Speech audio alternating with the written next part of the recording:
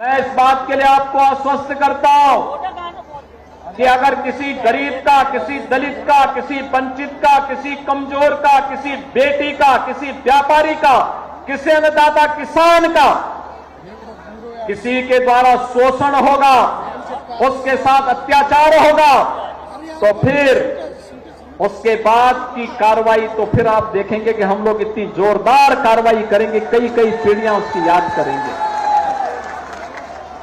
और इसलिए बहनों और भाइयों, आप सबका मैं आह्वान करने के लिए आया हूं। जिस समाजवादी पार्टी ने पहचान का संकट आपको दिया था, जिस समाजवादी पार्टी के द्वारा पूरे प्रदेश में अराजकता का माहौल पैदा करने का प्रयास हुआ था, बहनों और भाइयों, उसकी गुंडागिर्दी की हरकतों से आप सावधान होइए।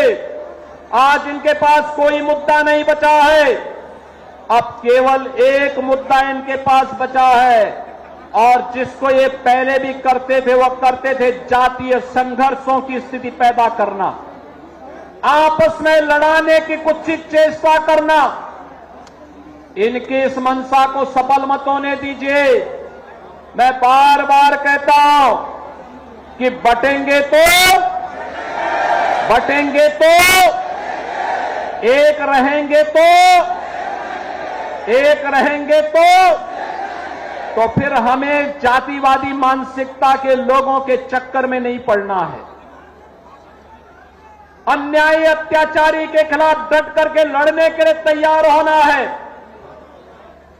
सरकार आपके साथ खड़ी है। विकास के लिए कोई योजना आती है, विकास का पैसा 100% विकास के कार्य में खर्च हो, यह हम सब का एक संकल्प होना चाहिए, और यही सो संकल्प है जो हमें विकसित भारत की ओर लेकर के जाएगा।